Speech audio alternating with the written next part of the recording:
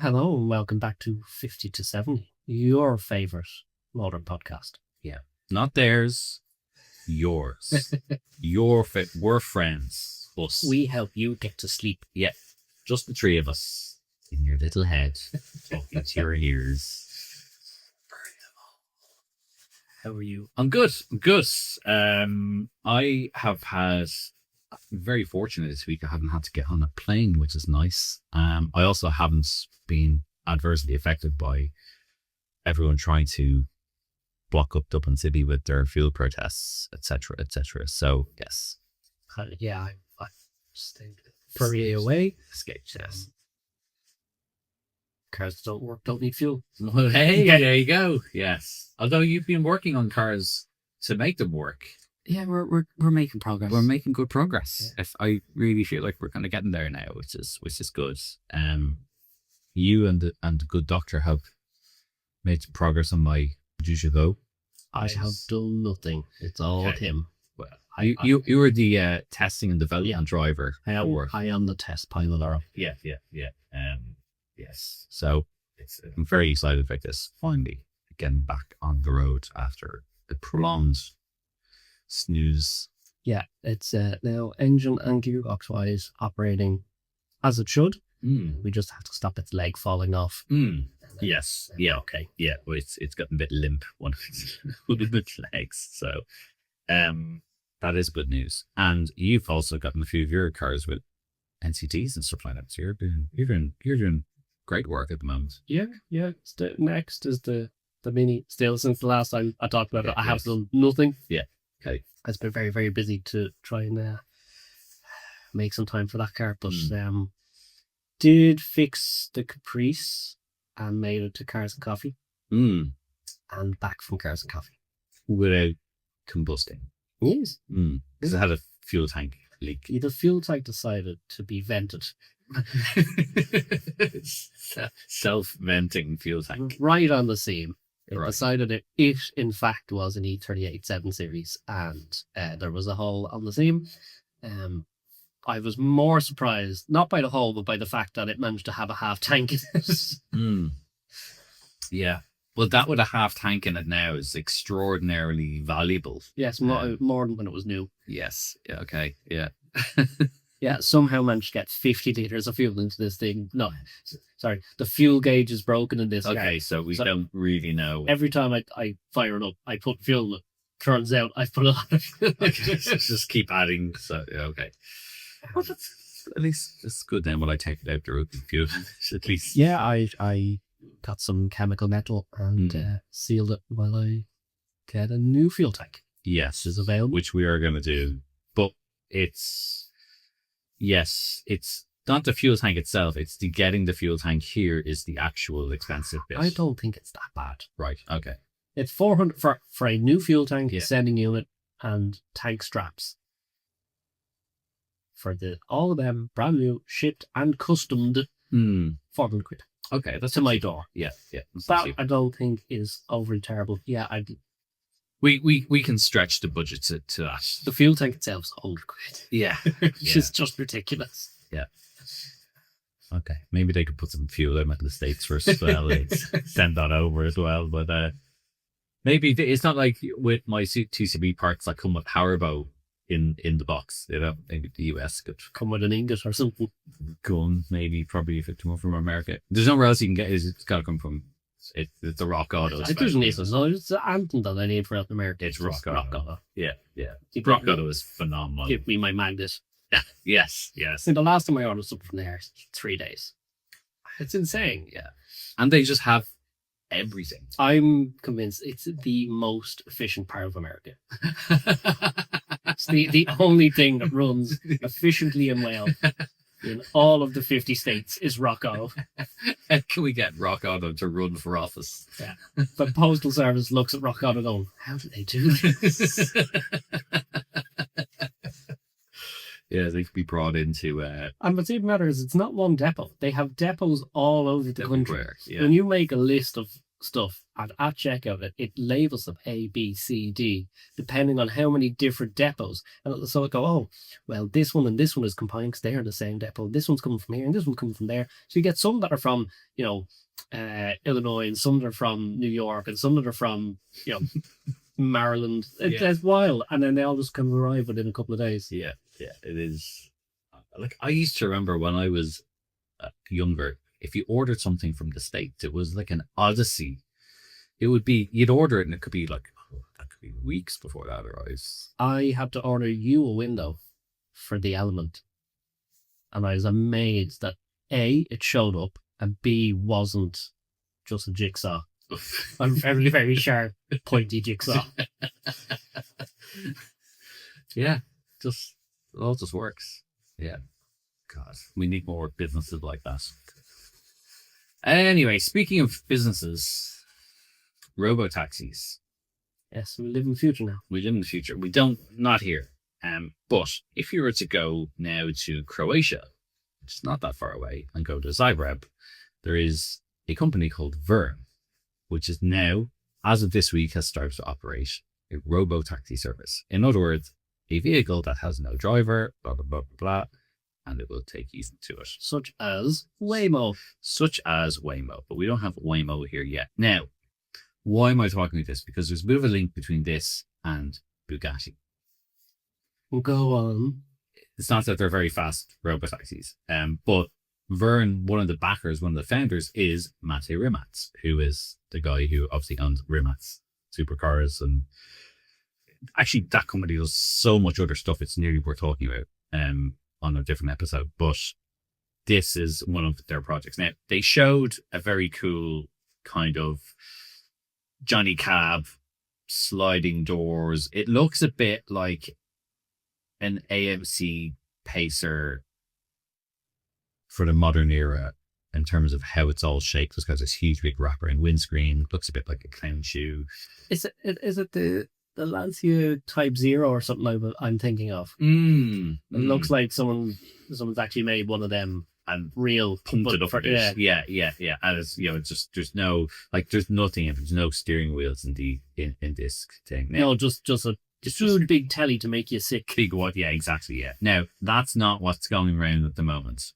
They're basically running a trial with a couple of it's an ArcFox. ArcFox is a Chinese EV company, and Alpha T5 is like one of their SUVs. So it looks like a slightly sporty SUV, and it's got a big, huge, not like a roof box, but like a big taxi sign like thing that has all the LiDAR and has all the sensors and all that kind of stuff to allow it to do this. Now, I imagine they're probably going to still have a safety driver in these, but the idea is that they are going to, as of this week, are going to start rolling around Zagreb, and you'll be able to get them. It's Uber and Pony AI. Pony AI is another one of these companies working in this space. But it's kind of interesting that it's a relatively small company doing this and not Waymo, and which is part of Google, Alphabet, and all that. But interesting. So watch this space. I don't think we're going to have them in Dublin anytime soon. We could never. No. And do you imagine the not the SUV thing, but the actual the other, what they showed? Yeah, it's worth checking out. It's a very cool. Could you imagine that's here? Yes, in the land of we can't have anything nice. Mm-hmm. Within a week, they would be shot in, graffitied on. I'm pretty sure someone would just light a fire and let it go and see how far it will get. Yeah. I mean, like, we burn Lewis's down, and people will probably, there'd be all sorts of riding going on in them. Yeah. Ride sharing of all sorts. Needle sharing. So, like, yeah. Do you remember the week we got Dublin bikes? Some people went, wonder would that thing float? Yeah. They didn't. Yeah, we do that, but then we kind of, Dublin bikes now, we kind of grow out of that fairly quickly, though. Nearly 20 years, you'd hope. Yeah. I mean, we had a portal for 10 minutes. Is the portal still there? I don't know. Someone went and showed a video 9/11. Like, we literally can't have anything. I think they changed it to somewhere else. Oh God! Why can't we? We can't. It's on DNS. I don't go over there. We can't have nice things. Yeah, we literally we're incapable of having anything last.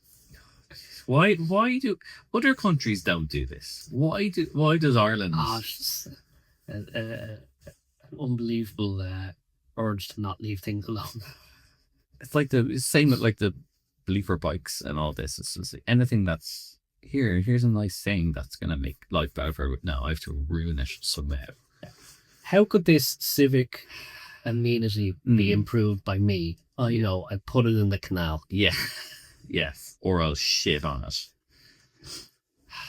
So yeah, Anyway. You could have self-driving cars or ride-sharing self-driving cars. I think you have a while to go before we can... You could have them with man at the corner go, don't stop that. Put that marker down. Mm-hmm. Oh yeah, they'd be tagging them and all sorts, and okay, that fucking Evoke and whoever the fuck they are. It's a shit tag name, by the way, as well. Just so you know, whoever you are that does that. I don't mind good graffiti. Good graffiti can be cool. Look, good graffiti / amazing street art. Do you know what I mean? Like, I'm all for that. I love seeing it. I hate that Dublin City Council have this policy of no. We're gonna have to paint over that, and it's a beautiful mural or art installation or whatever it is. No. Everything has to be grey and dull. What's the lane behind Opium? Yes, Liberty Lane. Yeah. And I'm amazed that that's been left, but it's great though. And other people haven't really come along and ruined it either. But it's like when they cut up the Attenborough mural on the South Circular Road, and they took a legal case, and the person that owns the building went, "It's my building." Yeah, like, tough. No, can't have that. The same in, was it Dalkey? Someone painted swallows on the outside of the house, and they went, "No, that has to be white." Like, fuck. Respectfully, fuck off. It's making it nicer. Dublin City Council, we're going off on such a tangent here, but Dublin City Council, I am convinced they're one of the only city councils in Europe, in the world in fact, that actually hates the city it's in charge of. Because everything they seem to do seems to just be like, no, how can we suck the life out of doing it? It's like they kind of employed this concept of malicious compliance that, okay, yeah, we're going to put in cycle lanes, but we're going to make the whole thing look so shit that everybody's going to hate it. And we're going to make cycle lanes, but we're going to put a different texture surface down that's so bad that after 6 weeks, even the cyclists won't want to be on it because it's going to be like a mountain bike course. And then we're going to put up 952,000 plastic bollards, each of which are 6 inches apart, to make the cityscape look even worse. If only they'd invented hedges yet. Yes. That'd be... Or planters. Yes, or... do you know what else we need? We need more poles. We don't have enough poles everywhere. Because 60 at Junction the other day. Heaven forbid, we might have a visually impaired person that wants to walk along a footpath. No. We can't make anything look nice. So, although Dublin City Council, although we can't be like the government in how we absolutely ride motorists, we will at least make it look awful as you drive through and around the city. I'm convinced whoever made all the curbs right angles has never been in a car before. No, not at all. Or just like, you go to Japan and the curb is flush with the road. Also, and it's much nicer. Not anti-infrastructure. Anti-bad infrastructure. 100%. And I'm not absolutely. I am a cyclist. I use Dublin bikes. I'm sorry. I'm sure I've been annoying some people, but I'm very pro cycle lane and all that infrastructure. But Jesus, lads, could you make it look in any way half decent? Because could you look at literally any other European city and go, could we do that? Yeah. No, I have to leave the porter cabin and my hobnobs, so I can't. Yeah. Do you know where, like, a phenomenal example is Drury Street. So Drury Street is right, for those who don't know, it's right in the city centre. It's like 2 streets over from Grafton Street. And they pedestrianised it now because it was one of those streets that you didn't really ever have to drive down. So it was only to get to the car park. Exactly. So they've pedestrianised it, and you can still access the car park by coming from the other end of the street because the car park is at one end of the street. So they've pedestrianised this lovely street, which now has some bars. It has some cool food options. Coffee shops. It's a really nice, it's a really great place. Even a wedding chapel now. Bless. Yes. And so it's a great place. They pedestrianised it for everyone to hang out. And now that the weather's getting better, what are we not going to put in? Oh, we're not going to put in anywhere for people to sit. Yep. So everyone has to just sit on the fucking ground.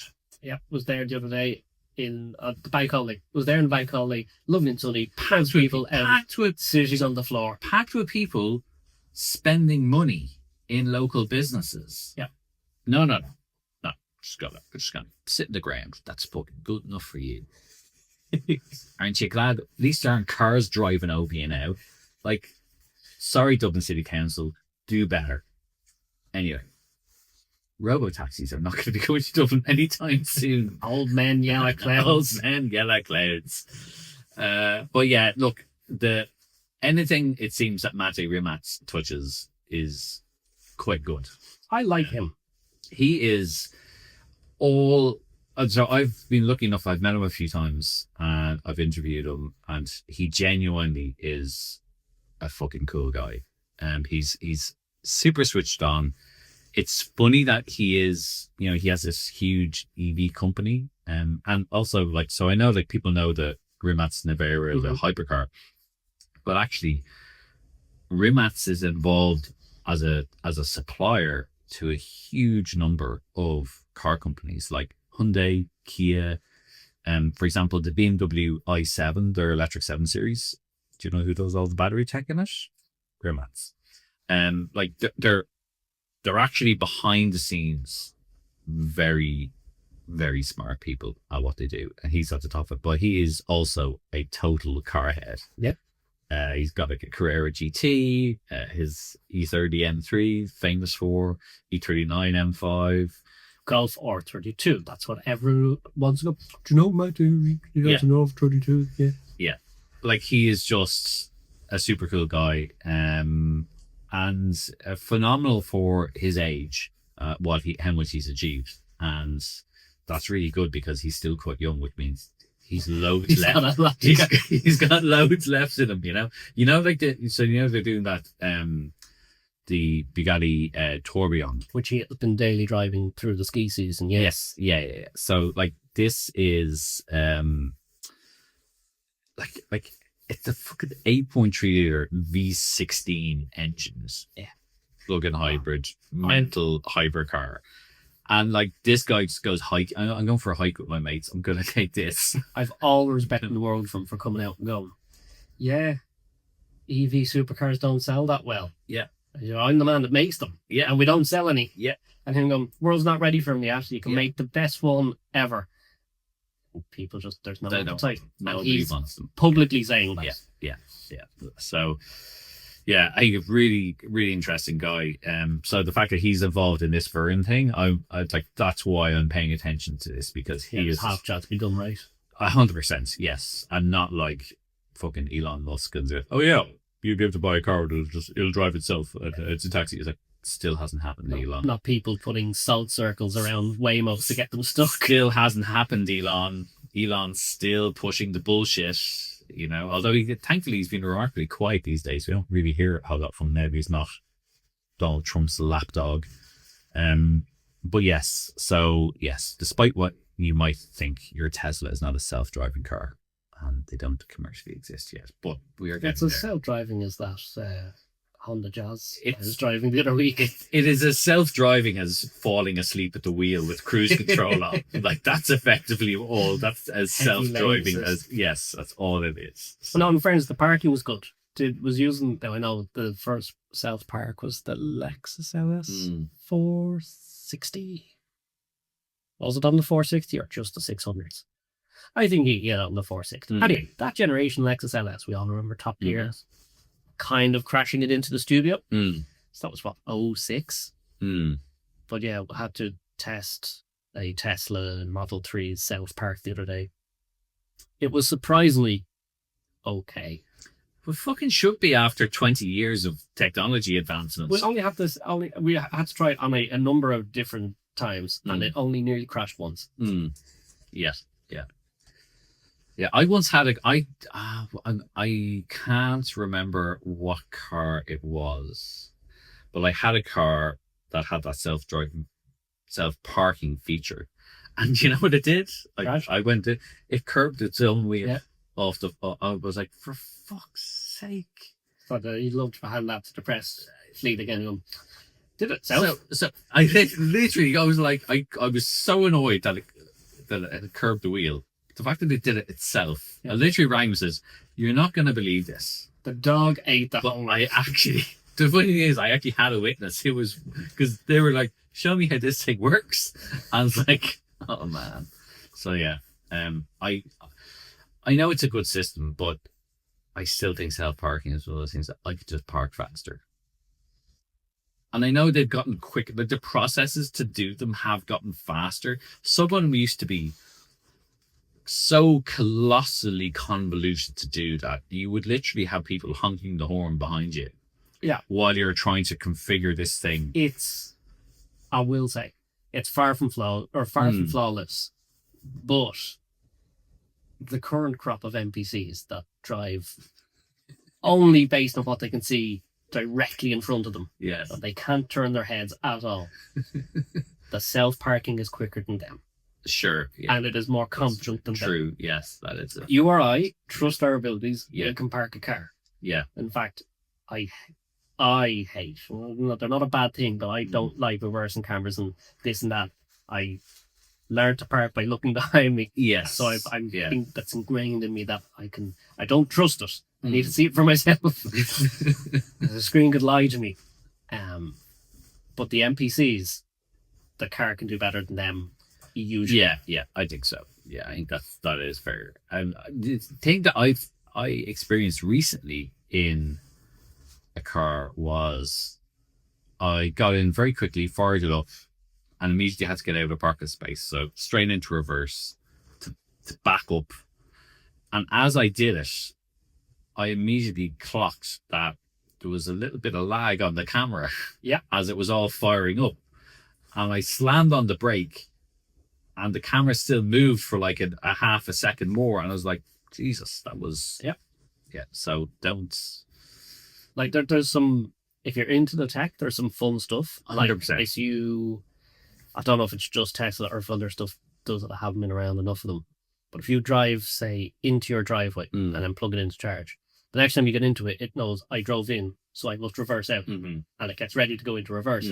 That type of thing, that's convenient. Yeah. Do you know what else is very good? Did I ever show you BMW's reversing assistant? Is that the, like, you summon it on the key thing? No. So it does this very clever thing. Oh, it drops breadcrumbs. It remembers up to 50 meters. Yeah, all of your inputs. As all of your steering inputs. So if you drive nose in, like a utter cretin, but you move in, but then you have to go around the plant pot and then go forward a bit and then dodge the dog kennel and then you park slightly angled at the side of the house. If you just get in and engage reverse, it goes, do you want me to undo the stupidity that you just did? And you just click yes. And it does all of this automatic steering maneuvers for it. And that is actually a very good system. Although I don't have the need for it, it's one of those things that I often, if I'm in the car with somebody, I go, hey, you ever seen this before? And I show them and they're like, it's like I've fucking walked on water. They're like, oh my, what is this witchcraft? Just sort of, it is literally witchcraft, you know, throw in the river and see if she floats, you know, it's like, but that kind of stuff that's tech that's really useful because also once you just put it into reverse, it just pops up, it goes, hey, it's like the paperclip, only it's actually helpful. So yeah, that kind of stuff is very useful, but there's some tech that is just increasingly, I'm in cars and it's like, this is just tech for tech's sake. Well, this isn't fixing anything. When I was down in France at the start of the year, just before Retro Reveal, sitting on the couch watching this Hattie box, and as I mentioned to you at the time, there was an ad for Volvo. And it was a whole ad, like a 30-second ad, of an XC90 or similar, driving around the city, picking up children on its LiDAR. Look, there's a child playing EX90. EX90. Cool. the Montessori that was driving around looking at children playing football and stuff like that around corners. In a non-creepy way, we should just add, by the way. It was going, hey, Tommy's over there, don't kill him. Right? And then at the bottom of the screen, it went, LiDAR not available. Right? Now, hang on. Yeah. What's this? Yes. So, you're advertising a thing you don't sell. Yes, they no longer sell it. Well, they didn't sell it at the time either. Mm-hmm. And then and it's only because I heard TDC mention it the other day, that, apparently the company that was making the LiDAR has gone bust, or they've stopped a partnership with them. And so they have a load of cars that had this taxi sign on the roof. Yeah. And they're like, the Volvo now with LiDAR, but not LiDAR.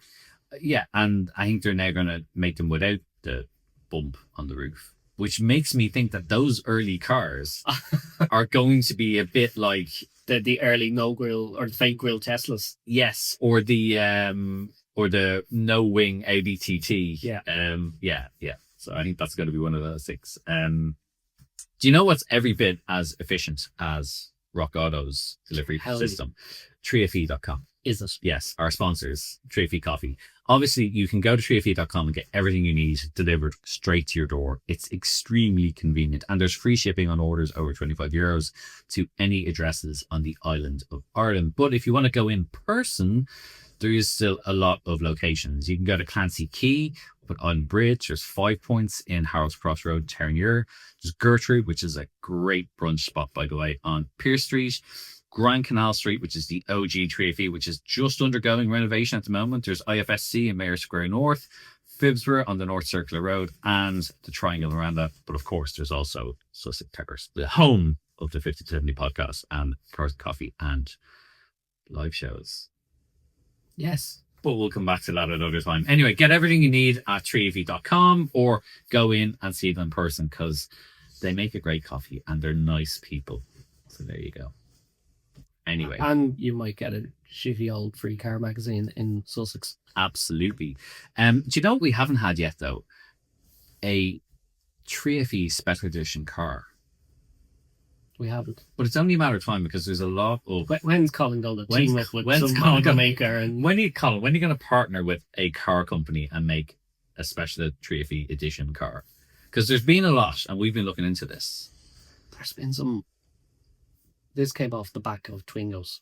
Yes, we were surprise, we were talking about Renault Twingos. But... Our echo chamber of Twingos. So was full flow again. Yes. And Twingos have had all of the special editions. There has been tons and tons and tons. But it kind of, we rabbit hole then onto what's the weirder collaborations. So there's some obvious ones. The Eddie Bauer edition Fords. They've been going for years. Jack. Now, that's the one. For those that don't know, what exactly is that you're talking about? The Eddie Bauer edition Fords. Eddie Bauer edition Fords. It came on, a lot of the SUVs. You could get it on a Bronco in the 80s, and then onwards it was the Explorer, certain edition Explorers. Then it was Expeditions and stuff. You had Eddie F1, Expeditions and some Explorers that you could have as Eddie Bauer editions. I don't think you could get them on excursions. Anyway, the Eddie Bauer edition, similar to the King Ranch edition, which was for the pickup trucks, and it's the biggest ranch in the world. It's in Texas. The King Ranch lives up to its name. Yeah. It's one of, or if not the biggest ranch in the States of the world, whatever it is. And so the King Ranch edition got this special tan hide leather, and it was in Boston. It was real cowboy. And the Eddie Bauer edition, again, it had the nicer leather, and it had pinstriping down the side, and they always had the biggest engine and, stuff like that. Yeah. Pearl paint, blah, blah, blah. But that's normal. There's the Jack Nichols edition Lincoln Town Car, off of Golf, which was white and had white and some more white because golf ball. Yes, yeah. But also wasn't actually another US one was a retailer, the Neiman Marcus. There was a lot of Neiman Marcus edition stuff. So they had like a catalog, didn't they? So there was a Cadillac GTS, which was the like '05 medium-sized Cadillac Saloon. That you could, I think there was other Cadillacs as well at the time. I don't know if it was an XLR. They did an XLR one, yeah. And you could order them through the Neiman Marcus brochure. Yeah. And yeah, they were slightly different. They had a different badge at the front. And I think some of the DTSs had, I think they had a radar eye in the Cadillac grille. Where the badge would have been in the front, they had this radar dome. Yes. Um, The XLR, they did it in I think it was a 2-tone special color that was like unique to the Cadillac. It was. Whatever the Neiman Marcus edition was, it was unique to that. Okay. And be it the colorway or whatever. These were still normal collaborations, you know. Yeah. There are some far weirder editions. Yes. There's a Mark 6 Golf Adidas edition. Okay. Which has stripes. Of course it does. It has to be. Yeah, of course, yeah. It had like a stripy interior and it was white and had like little Adidas stripes. Shell suit. There's really noise. Every time you get into it, just swish, swish, swish. I was looking, actually, speaking of weird interiors, so those may remember American stuff. AMC Gremlin, which is an amazing car. Yeah. Not only by its name, but also it's slightly weird, boxy. The Gremlin and Like the Pacer were AMC's two small cars. It's like a short shooting brake almost. But they did a Levi edition, which had, surprise, surprise, denim seats. Yep. And I was just like, I'm surprised more people haven't tried to do a denim interior. I wonder why. Yeah. The 205 Junior obviously had a denim inspired interior. Yes. But it wasn't actual jean. Yeah. But that was kind of cool. But I also, in researching this, realized that there was a Chrysler Imperial, which you may remember, a bit of a Beaugine. The car from a series of unfortunate events, if you don't know what we're talking about. Okay. Anyway, there was a Chrysler Imperial Frank Sinatra edition. Oh, that's a way, way later version. Yeah, that's a early 80s, and it was baby blue, and it came with a cassette player for all your Frank Sinatra tapes. Did it only play Frank Sinatra? Put some of the Rat Pack inside. No. Yeah, it was I think that was the last Chrysler Imperial. Really? They killed it. That had the lights that kind of... Garage door lights. It looked like there was no headlights in it, and then they would, garage door headlights. Yeah, front wheel drive, horrific, fully digital dash type thing. Oh, fully digital dash. Yeah. Oh, and we should consult with Dan on this. It was meant to be fully loaded, and I think it had Frank Sinatra like script on the C pillar or something like that. Fully loaded with a dead body in the boot. Whozy's Garage on YouTube has he bought one and did a full kind of thing on it. Oh, an actual Frank Sinatra? Yeah, no. Oh, really? He sought out a Frank Sinatra. Okay. So if you want to actually, usually I'd say we will post pictures, not just watching the video, because Whozy's Garage. He'll do a much better version than us.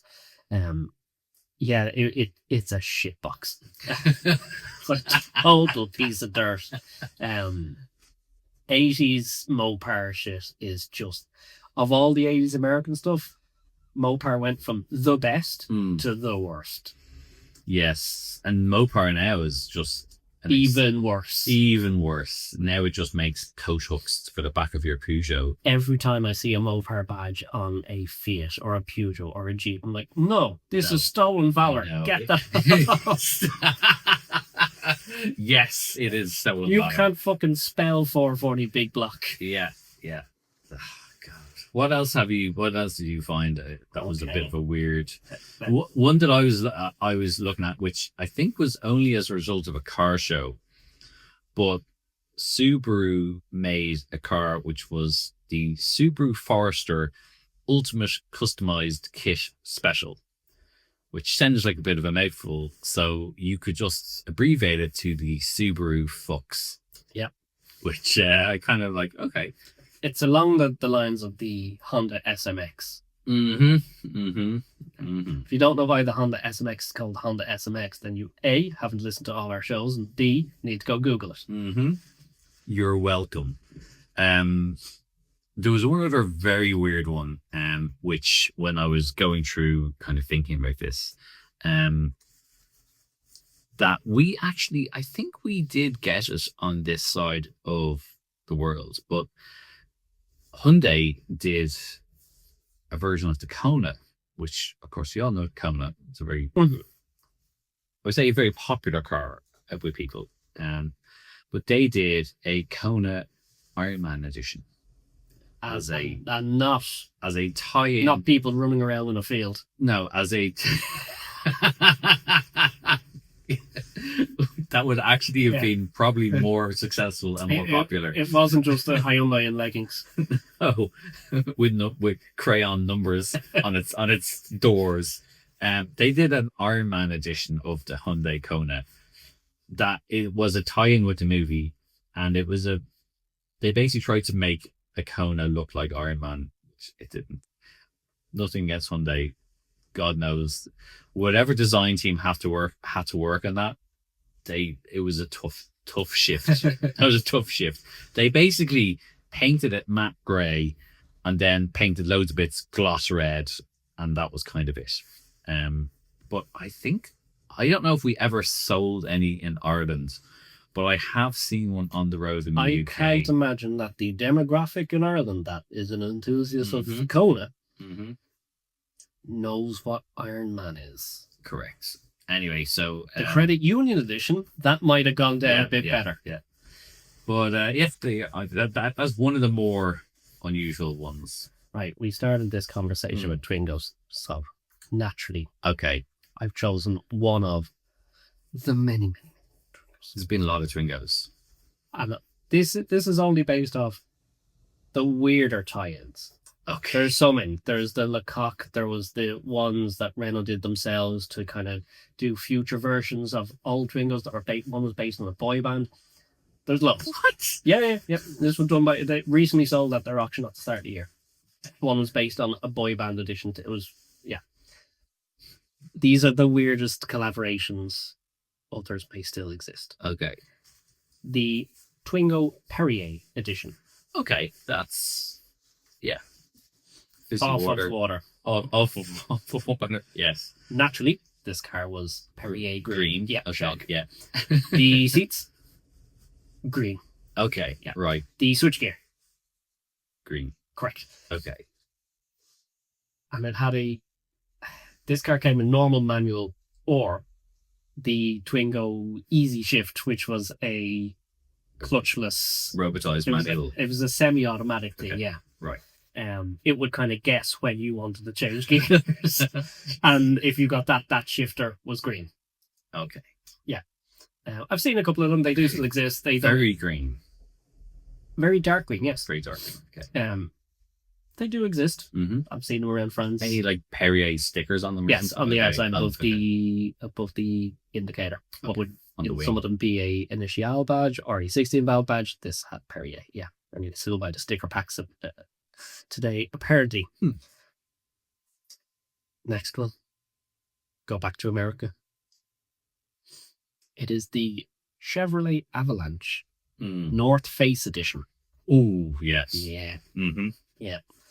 The Avalanche was built. The Avalanche was a weird one. It wasn't a full proper pickup truck because it was a Unibon. Oh, okay. Was it?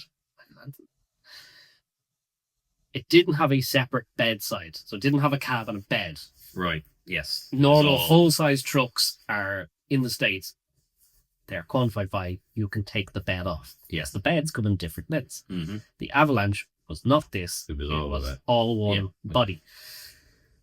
But it was like the Escalade EXT, where it was a pickup and you could remove the rear window and the rear bulkhead would fold down. Okay, yeah. And then you would have from the tailgate to the back of the front seats a load space. Yeah. And it was designed that you could like drive a quad bike up into the back of it. It had tracks kind of in the base of the bed.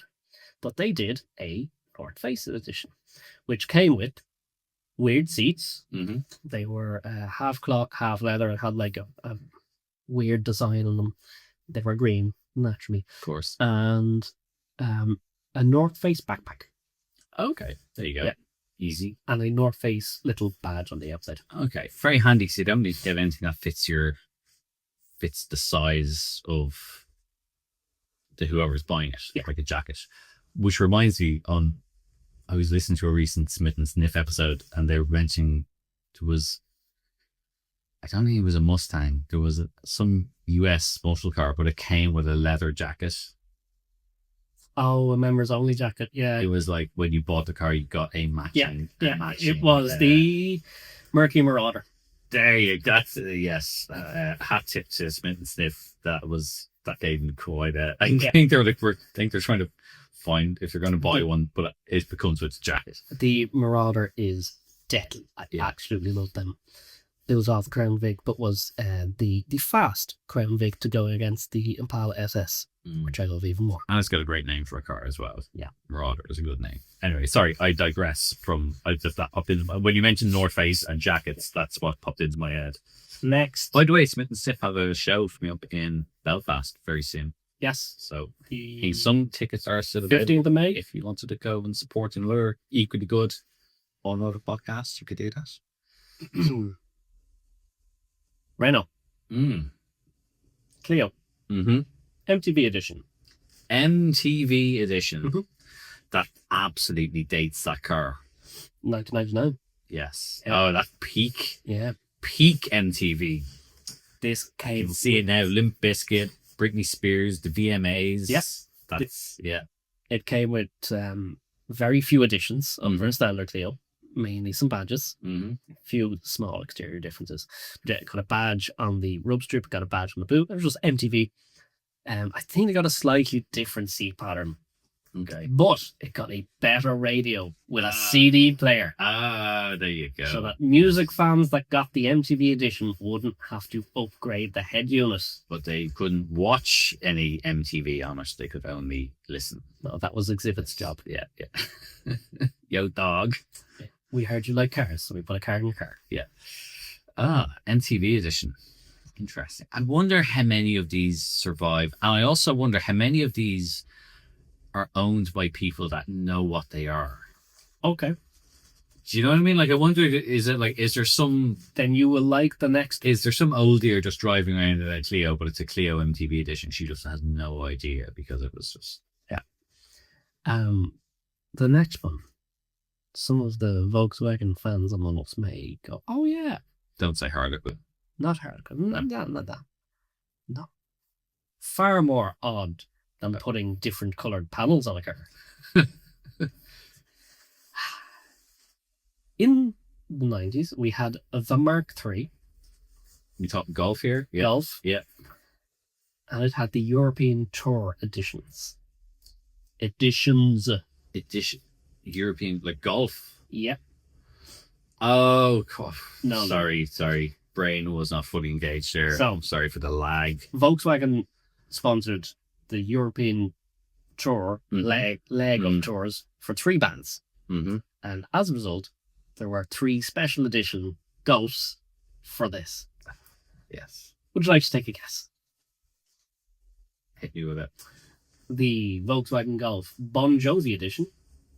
Oh, I've heard of this. Fucking hell, how did that ever happen? The Volkswagen Golf Rolling Stones edition. Yes. And the Volkswagen Golf Pink Floyd edition. What would you have? Pink Floyd edition. Yeah. So these cars, Jesus. aesthetically, they have a sticker. It wasn't even a badge. It wasn't even a badge, it was a sticker. On Jesus. Talk about cheaping out. On the C-pillar. On the C-pillar. Right. Yeah. Wow. So right in the back, there was a badge or a sticker, and it would say Pink Floyd, Rolling Stones, whatever it was. It literally spent 5 minutes on that. I think they had a different interior as well. Let me see. Does this okay. God, what a weird trio. Yes, the band's name was embroidered into the headrests. God. And you got trinkets with the band's name that were keyrings, models, t-shirts, pens, and braces. Not for your teeth. I have actually seen a couple of these. I was in... Where was I? I was in France. Oh, look, there's Bon Jovi C-pillar badge. Yeah, I was in France with my brother, who's a big music person and big Pink Floyd person, and I think we saw Bon Jovi. Like, we were walking along the street, and this battered Golf, and he's like, "Oh, look," and I think it was Bon Jovi edition. However, there is an outlier to this collection of cars. Yep. And it is the Pink Floyd edition. Because it was the only one available as a cabrio. Oh, right. Right? And you said, does anyone own these? Knowing. Well, just about a month ago or 2 months ago, this year, Nick Mason, off of Pink Floyd. Yeah. Nick Mason, the only member of Pink Floyd that's been in Pink Floyd the whole time. He sold his Mark III cab Pink Floyd edition. Oh, wow. At an auction. Right. Yeah. Had enough of it. He kicked off, it was one of the recent like Bonham's auctions or something like that. And his car was, I think, lot number 1. Oh, and it was Mark III cab Pink Floyd edition from Pink Floyd. On Pink Floyd. So yes, at least one person knew what they owned. Previous owner. There are a couple here. Yeah. I know one, I think it's a Bon Jovi that's rotted in a field somewhere down the countryside. They made it all the way over here. Yeah, somehow. Literally the only value of that car is the fact that it has a sticker on it that says Bon Jovi. Yeah, I don't know if any of them still exist with all the accoutrement that they take. Yeah. Possibly. You know, there's some guy in Germany that is big into, like, always wears a Canadian tuxedo and has a bad mullet and absolutely has a Bon Jovi edition. Yeah. Probably with the plastic still on the seats. Yeah. Like, you know, I have every piece of John Bon Jovi memorabilia ever made, including the Gets car. Up in the middle of weddings. Yeah.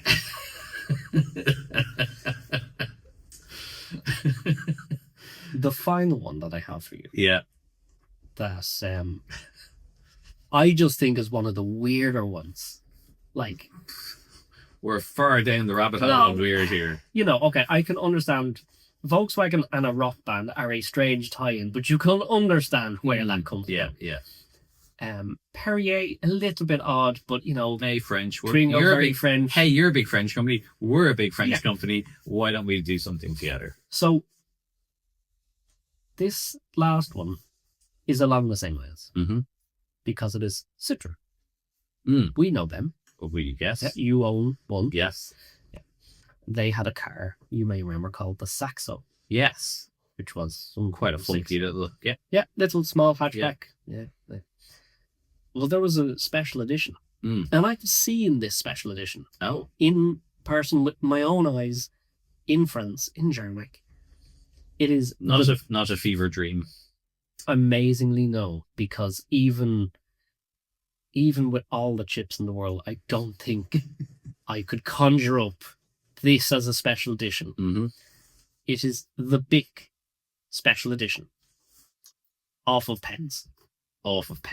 Okay. Bic. Yeah. That's a hell of a collab right there. Yeah.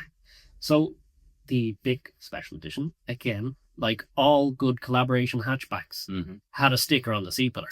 Ooh, yes. Yeah. How else would you know? Well, it was daring.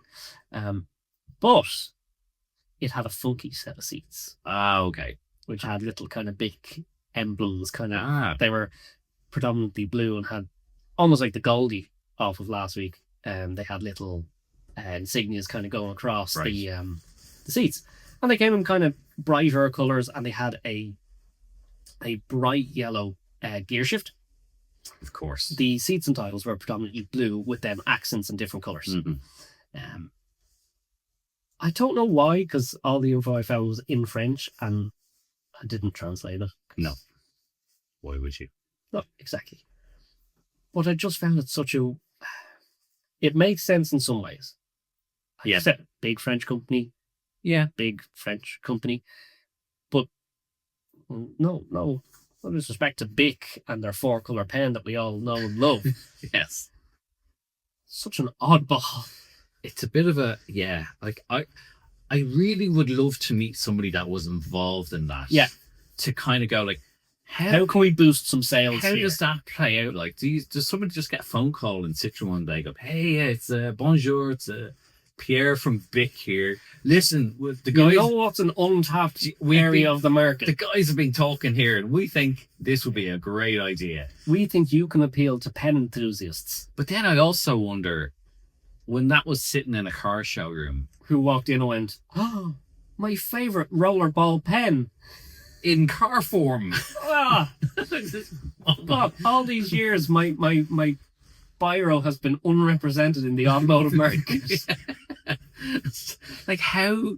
Oh my God! How do car salespeople sell that to somebody? It's like, listen, you don't want a normal Saxo. Look, this thing has a yellow gear knob. I know there's almost nothing else other than a bit of seat piping that's yellow in the car. And I know it literally looks like something broke and all the only replacement you should get was yellow. But it's got a yellow shift knob. Like, did some frog walk into the Citroen dealership and go, "Monsieur, I think I would like to buy the Saxo, but there is nothing to represent that I like to scribble on an envelope before I write. So maybe if there was this, I would buy, but well enough." Like, Do you reckon when you start one up, you have to like you have to rub the key do you, before do you have to wiggle the gear shift a few times before it goes into gear? Just lick it in the fucking thing. Oh, you worked yesterday. Like, someone very, very gently reverses into it, shatters into a million pieces. Why is... I'm sorry, I bought this Citroen Saxo off you, and unfortunately there appears to be a hole in the roof. Yes, it's so you can't suffocate if you happen to spoil the car. Oh, You can't open all four doors together.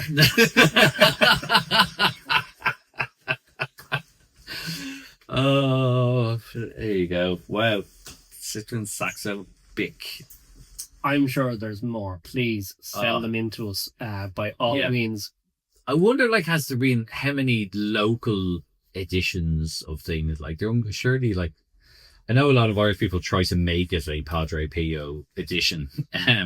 Yeah, don't give me any MX-5 Arizonas or Californias. I know all them. I know the 10AE, the whole lot. There must be a...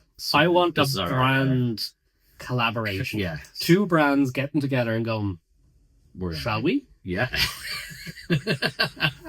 Yeah, send, get that in our Instagram DM inbox, 50 to 70. Let us know if there's one that we've missed that you know of, because absolutely sure. Roland Garros, too obvious. Yeah. We're talking like there must be some other like really... You have to best the Bic Saxo. Yes, yeah. It's like, the Mazda 9 Mosme edition or something. Yeah. All right, let us know. You can find you on Instagram at Works Coopress. And I'm Matt Lord Humphreys. Give us a follow. Obviously, give 50 to 70 a follow. We will be back again next week. Keep an eye on our Instagram for more absolutely inane reels that we will share with you as we find them. And we'll see you next week. Bye.